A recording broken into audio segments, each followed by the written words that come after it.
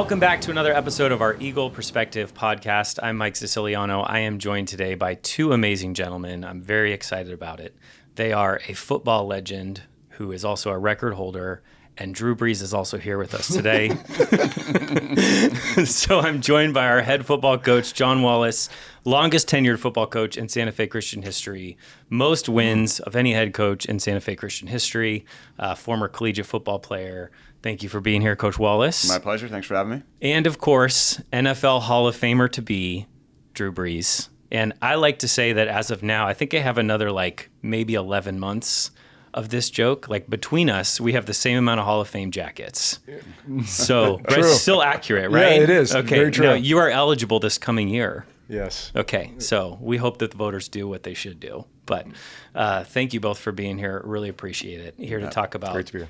Full disclosure, one of my favorite topics too, having also coached in part of the football program, we all get to coach together now, which is a ton of fun. So certainly have a lot of invested between the three of us into Santa Fe Christian football, and I'm excited that we get to tell people about it, mostly because I think what's beautiful about Santa Fe Christian football is not just the football part, and that's really what we're going to focus a lot on today. So Coach Wallace, I'm going to start with you. Sure.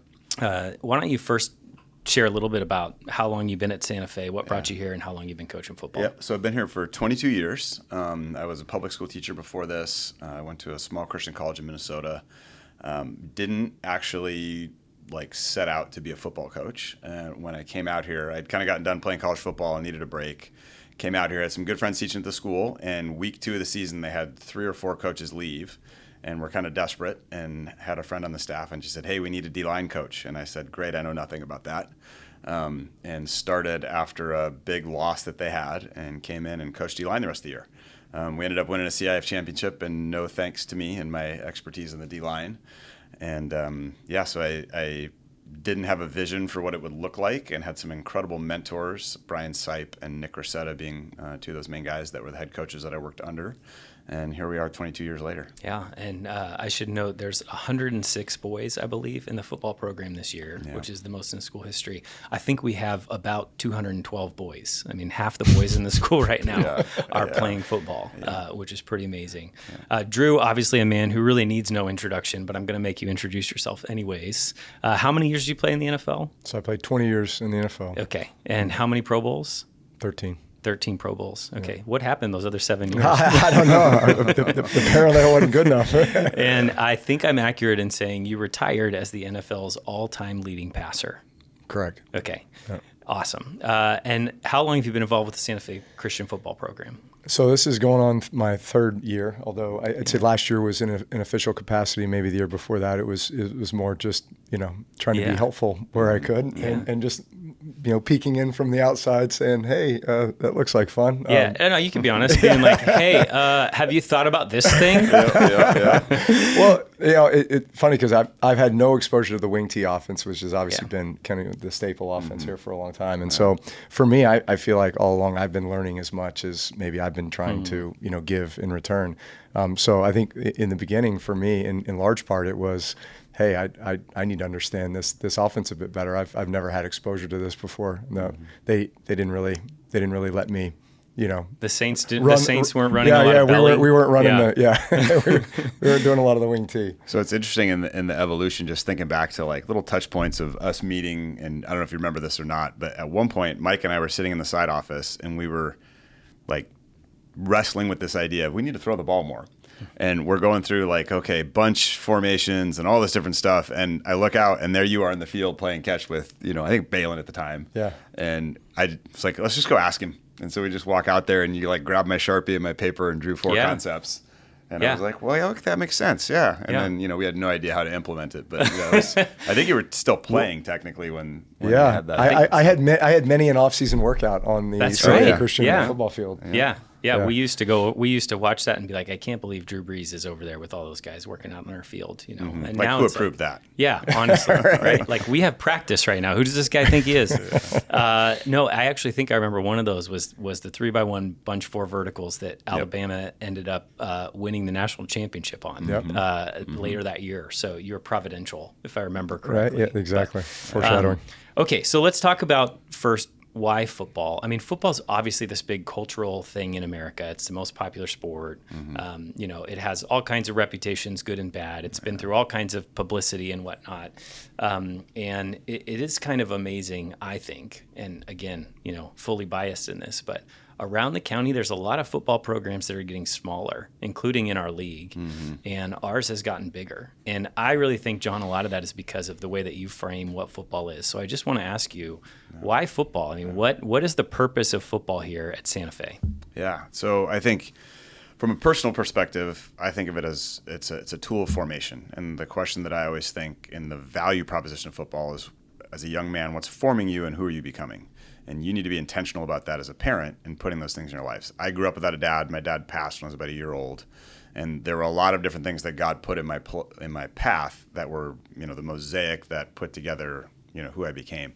Football was a big part of that, good and bad. I had coaches that were brutal and terrible, and I still got good things out of them. And then I had a coach in college who redeemed so many things for me as far as the football experience, about sacrifice, love, brotherhood, doing something without being able to control the outcome, delayed gratification, just all the virtues that you can get from such a really difficult game. And so for me, it just, as I, you know, didn't have a great vision for my life post-college, so I'm going to be a teacher, and I got here, and then coming around a group of believers that had the same passion for that formation.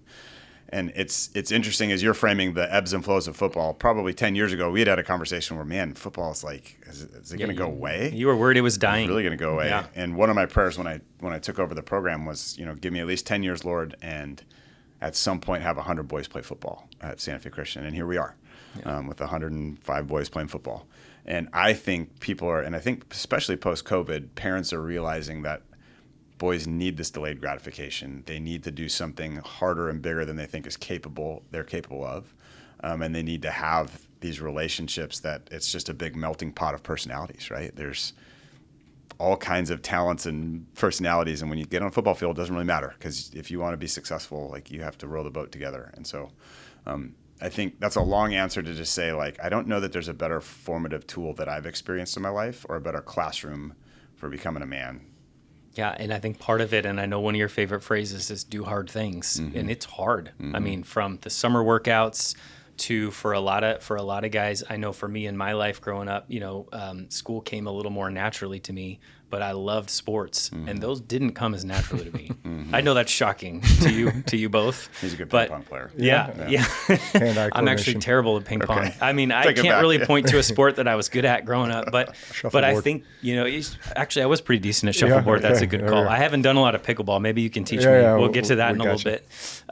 But I think for me, those failures came in football because I loved it so much and I worked so hard at it, and I had to work so hard to, like, become a starter my junior year and be very average. Yep. And I think you probably have a lot of stories like that. Yeah. I mean, I think one of my favorite experiences is the moms that are trepidatious about letting their son play football.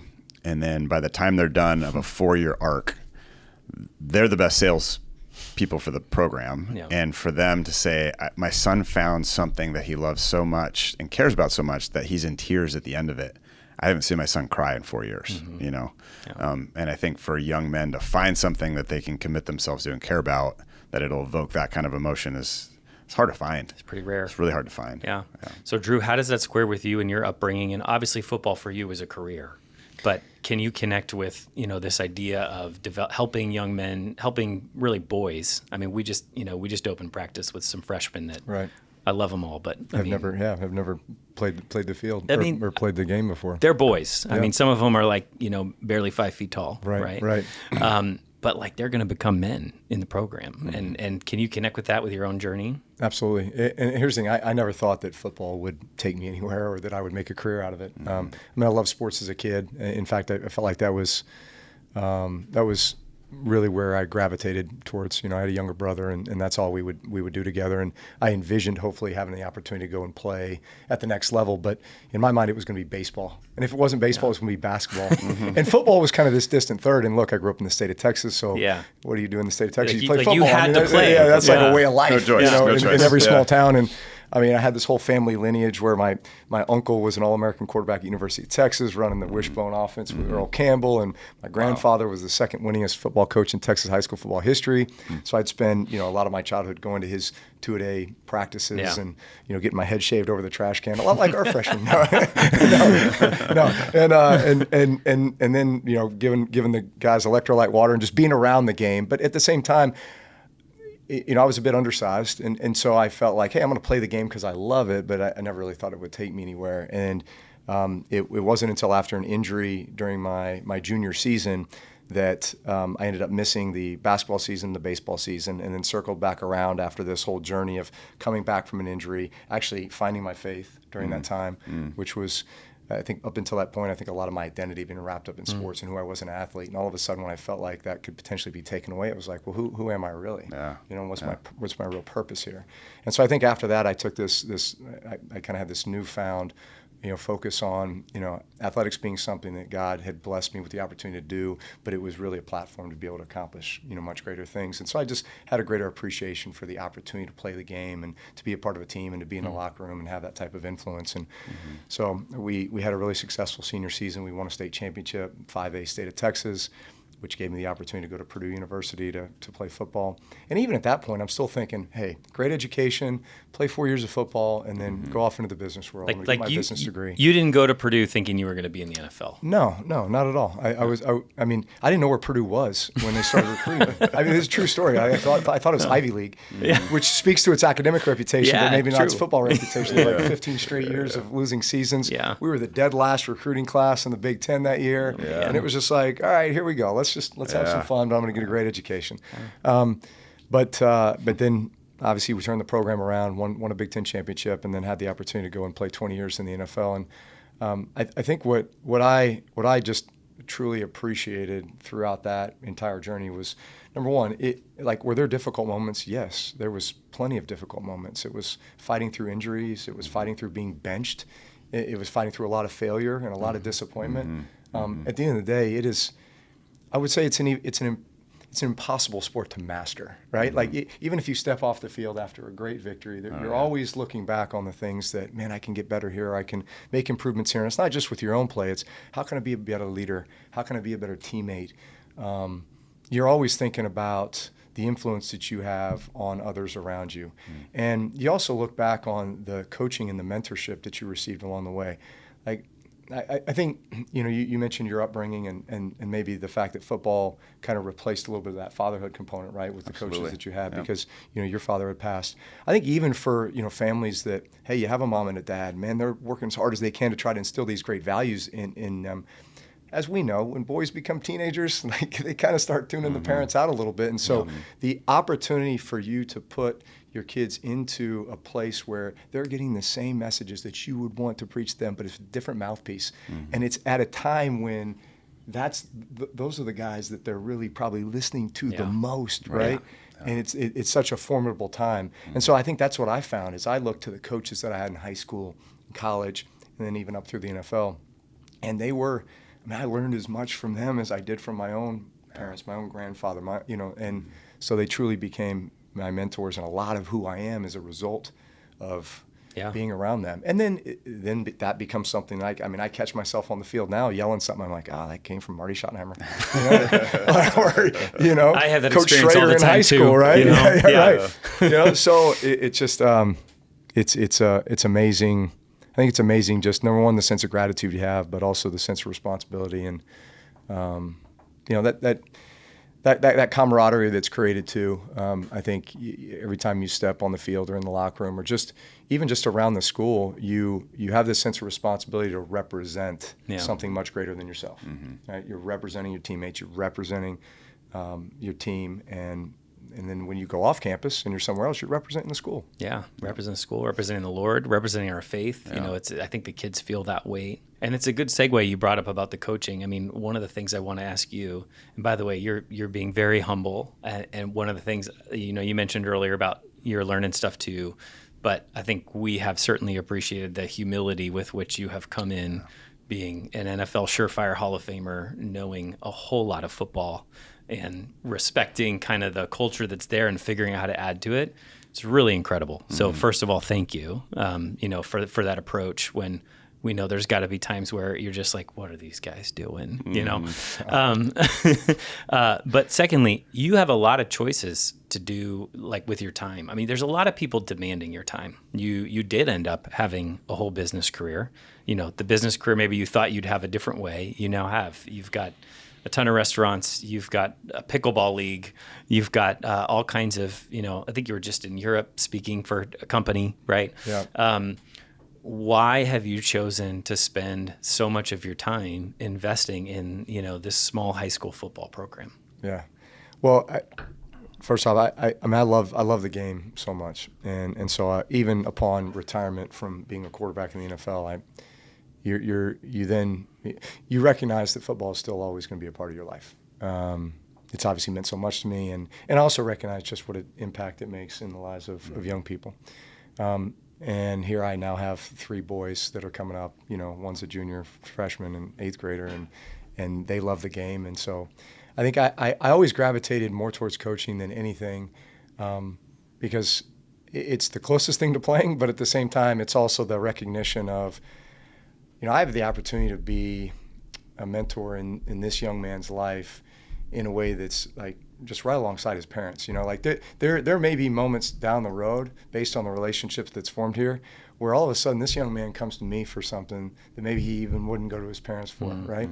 And so I think when you all of a sudden begin to think about the role that you could play in these kids' lives, just in every aspect, right? It's not just teaching them the X's and O's of football. It's teach them how to be a great teammate, teach them about sportsmanship, teach them how to be a great member of the community, right? Helping them with their faith. All those things to me is the essence of what being a coach is. In fact, I'd say the X's and O's are very secondary. It's all those other things that really build the young man that then allow them to go out and, fulfill their role or their position on the team. Yeah, I love that. Yeah. John, coming back to you, just part of this is about coaches in general. Yeah. But I would say if we look back at the history of Santa Fe football, there are some pretty incredible accomplishments given the size of our school. I mean, every year it feels like we're playing teams that are 2, 3, 4, 5 times as big as us. Yeah. There are some big memories, beating Torrey Pines a few years back, going to beat schools like Monte Vista in the playoffs who have running backs going to UCLA. And, I always say as a competitor, one of my favorite things is that handshake line when you see the look in those the eyes of those other coaches, like, how did we lose to these guys? Totally. So what is it that has made that possible in this program that there's such this legacy of, slaying Goliaths? Yeah. And I think, obviously it predates me, but I do think there's just the word culture. Like it, I think the world of football has changed so much. You look at the college level with NIL and transfer portal, and everything becomes about the individual, which even at the pro level, like there's some dynamics there. And I think what people are hungry for is community, team, and village. And when you create a culture where that's the core component, we're not going out and poaching kids from here or there, and you never know, like, I'm going to get replaced by some guy they're just going to bring in because he's better. We want kids to develop over their time, and we want them to, I always say, like, they're going to play harder when they care so much about the guys next to them that, when this is more valuable than that, then I'm going to fight for this. And I think, our kids, so many stories of playing teams we have no business beating or even competing with, and just the respect that our kids earn of just like, wow, I can't believe how hard those kids play. That's one of my favorite parts. Yeah. What do you look for in a coach for the program? What he described, honestly, is what the game of football, if it's done right, it makes you humble. Because everybody gets humbled on a football field. And I think for coaches to come in, and I think what Drew's done just so masterfully is coming in humble and saying, like, here's what the culture is. How do I help make that culture better? And so I think the first thing is humility. And I always talk about, first and foremost, they got to love Jesus. They got to want to pour into young men, and then hopefully know a little bit about football. And the humility part comes in, I'm coming as an act of service, and then I'm going to learn what I need to learn to be an effective coach. And think we've seen that time and time again of guys that have a lot of football experience or guys that come in and be like, hey, I just want to be a part of this. And then they get better at coaching as the time goes on. But I think kids, there's something magnetic about when guys are just working really hard at it, that they respect it, they honor it, makes them want to work harder on the field. Yeah. Okay, Drew, what have you found coming into the program? You kind of watched for a couple of years while your kids were little. Then we had that year where you kind of started coming in and giving us some good counsel. And then last year and this year now, a part of the staff. What have you discovered that has kind of been like, wow, I didn't know I would find that here? Yeah, I think what I'm seeing this year, and obviously this is the culmination of many years, but the number of kids that we have playing football and that want to be a part of this program. I mean, that freshman class is about 80% of the boys in the freshman class that have come out to play football, right? Many of them for the first time ever. But I think it's the fact that we've developed a reputation here in large part because of what you guys have built. But it's that this is something that all these young men want to be a part of. In fact, they feel like if they're not a part of it, that they're missing out on something, right? And that's beyond just playing the game of football, even though I think there probably this image of, when you become a football player, you're kind of this big, tough guy. Yeah. But I think what's really being sharpened that entire time is a lot of these values and these traits and these attributes that I think we as parents, we want nothing more than to see these kind of rise up in our kids, right? I'm glad you brought that up because I mean, there's a couple things to that whole, the kind of the caveman football player. Number one, people may be surprised about my friend Jon Wallace here. I've seen him read poetry to the boys. He sends me art pictures sometimes. Like he's a Renaissance man, and I think the boys pick up on that. But number two, people undervalue the mental aspect of the game and all that you have to learn. And so I think that caveman image is probably a little overdone. Well, I think the pinnacle of that to me is the perspective of an offensive lineman of just this really big meat-headed guy. Yeah. And I think when we have our mom's night and they come out and have to learn the rule, one play of the rules for their. Will you explain the mom's night actually? So we bring the mom's night out. It's happening Thursday night if anybody wants to come watch. And we line them up in their kids' position. So it's like, hey, here's where you can watch your son play, kind of to help them out with that. And we teach them one play of however many plays. And that they have to have this rule that has all these phrases that they have to do in a split second and make decisions on the fly. And so they learn to appreciate that it's like, okay, this is not just a physical thing, but my kids, this is like calculus.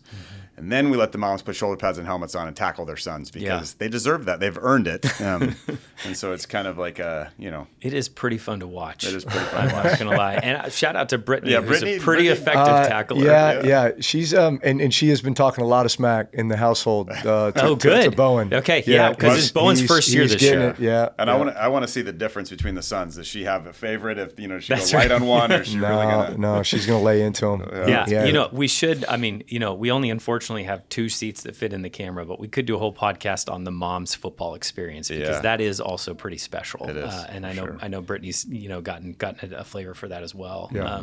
Okay, so I'm gonna ask both of you for a favorite football memory. Yours doesn't have to be SFC. Yours should definitely be SFC. Oh, okay. So, favorite football memory. Yeah, gosh, there's so many. I think a favorite memory of mine that stands out that really represents what's special about the Santa Fe football experience was actually a loss, and we were in a playoff game against Lincoln High School. And for those of you that don't know San Diego football, they are towards the top. Open Division champion 2 years in a row. Very, very good program. Have historically been a great program. We were down there playing them. We had a good team, and I remember coming out of the locker room and thinking, I don't think these sets of boys are in the same stratosphere of age or size or anything. Anyone who saw the 2 teams standing next to each other was like, remarkable. What are these teams doing playing each other? Oh, man. So we get on the field. I remember the first play of the game, they score like a 70-yard touchdown. Our kids are running into each other. I thought, this is going to be so ugly. We battle back at halftime. We go up. It goes down to the last drive of the game. We're up by, it was 28-21. 28-21. Yeah. They're driving down. Gets down to the goal line. They score. They score a touchdown, and they decide to go to kick a PAT to tie the game, going to overtime. We felt very confident we were moving the ball, and we iced the kicker who had already missed 2 kicks. Yeah. They bring the offense back out.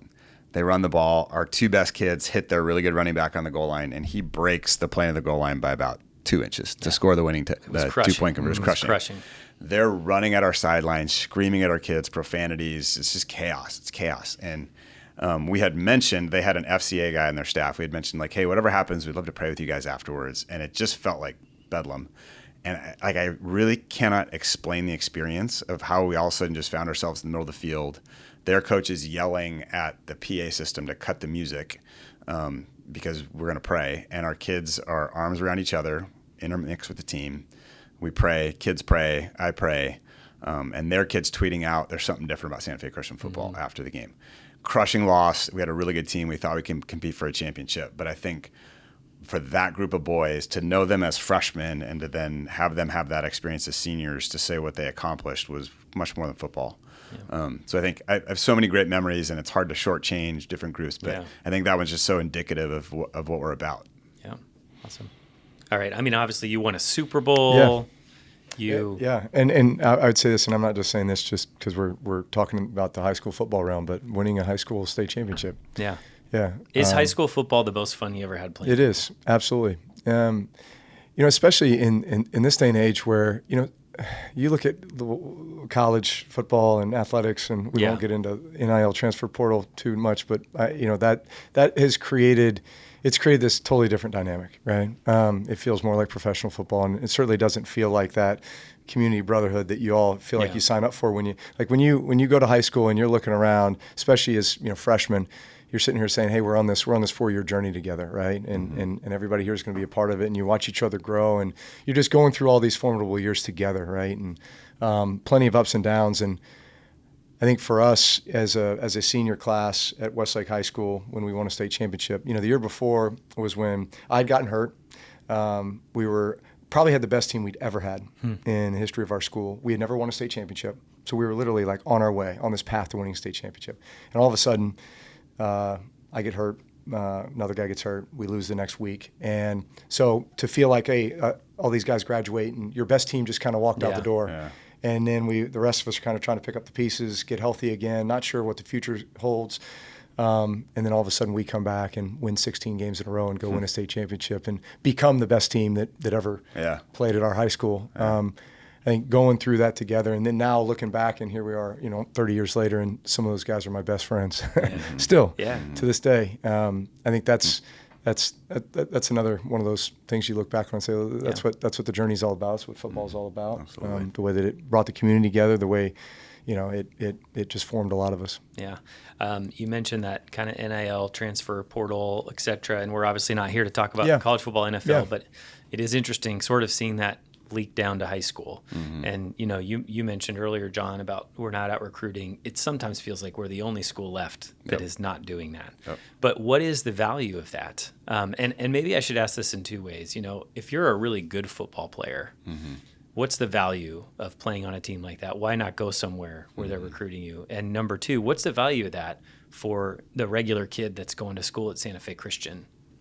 I think those two values are shoulder to shoulder. I think when you think about, if you're a kid who you want to play Big Ten football or whatever it is and you have that ability, there's nothing about playing at Santa Fe Christian that's going to prevent you from doing that. It's only going to help you. I think all the voices in the county say, you got to go here, you got to go there. And I think history has proved itself to not be the case.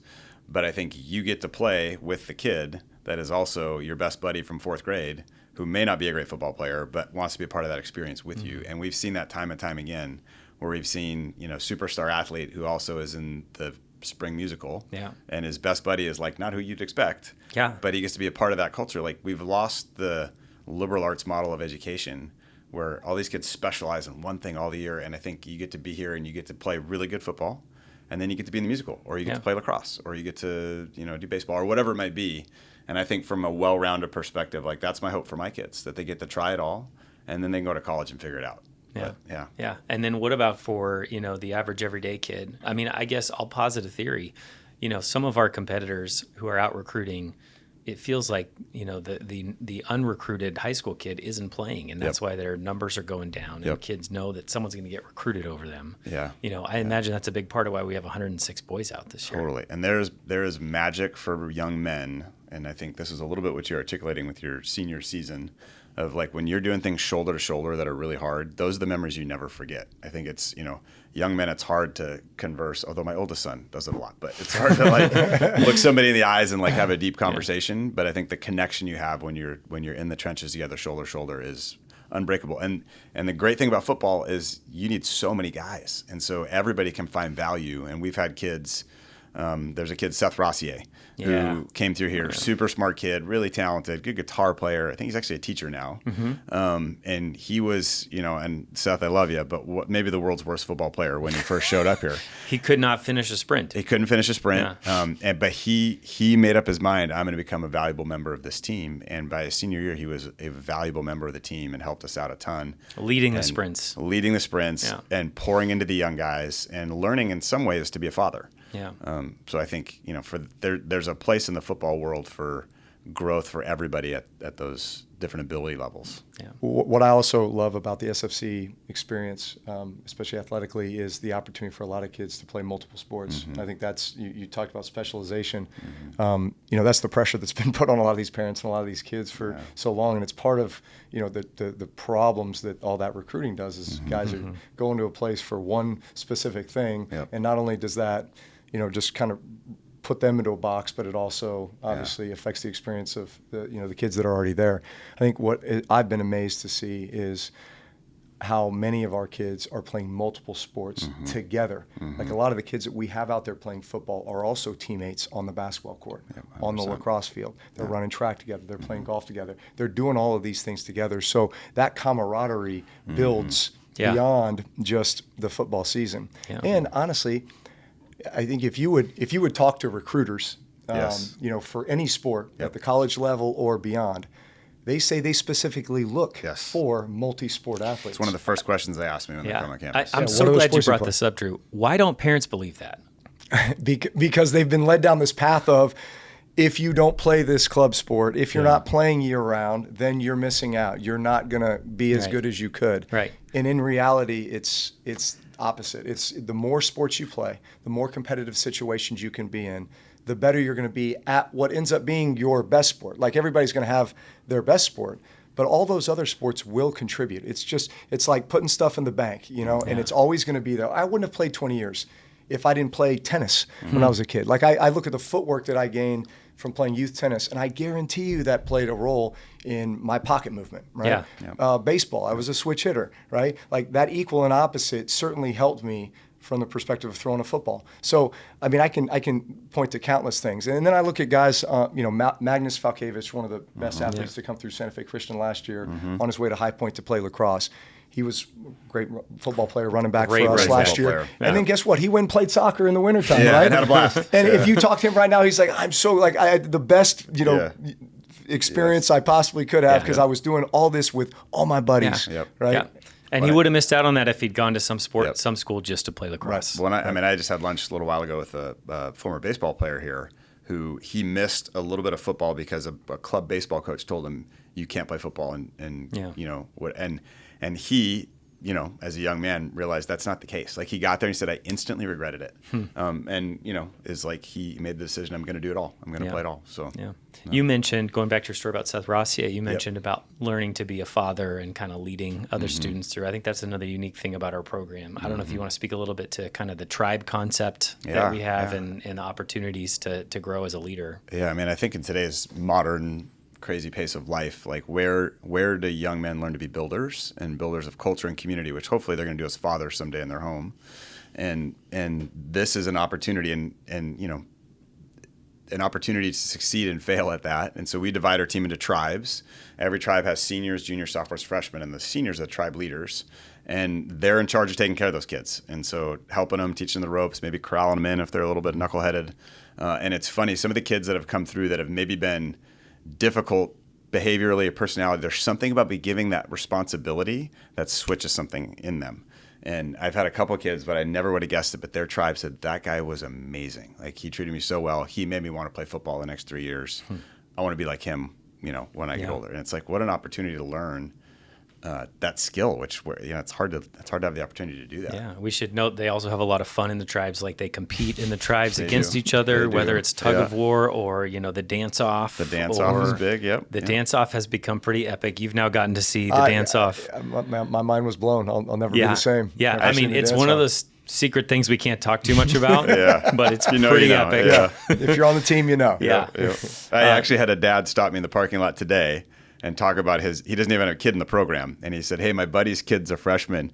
I heard the dance off was awesome, you know? And I'm like, hey, shh. We're talking about that. It's one of those things that if someone saw a video of and then watched us go beat some big school, it'd be like, how does this team win a game? No chance. So, There's but no chance. we just got awesome Well, kids. what I love about it is honestly, like my son was a part of it. I never thought my son would have the guts to go out there and you went for and it. be in the dance off in You front of went the for entire it. team. Right. But he was getting after it, right? I mean, so a lot of the kids just come out of their comfort zone all of a sudden. They just, well, and it's part of that mentorship. The seniors, and I always say, hey, when you guys go with reckless abandon, everybody's going to have fun. Yeah. And when they go for it, all of a sudden the freshmen are like, okay, I can do this.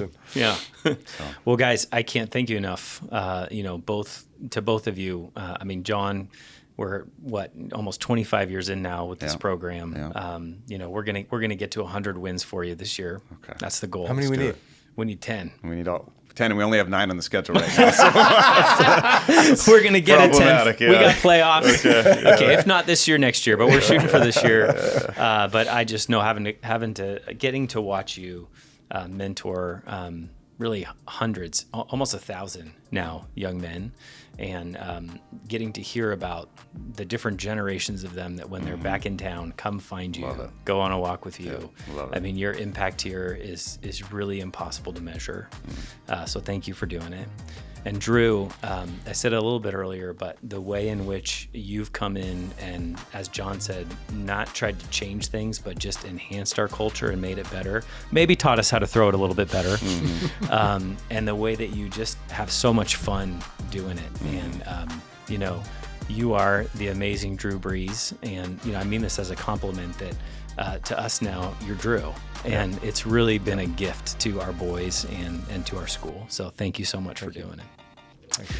Thank you both for being here. Thank you at home for watching or listening. If this is the first time you've seen one of our podcast episodes, you can catch other episodes of our Eagle Perspective podcast on Spotify, Apple Podcasts, elsewhere podcasts are available. You can watch our video podcasts on YouTube. We look forward to seeing you again soon.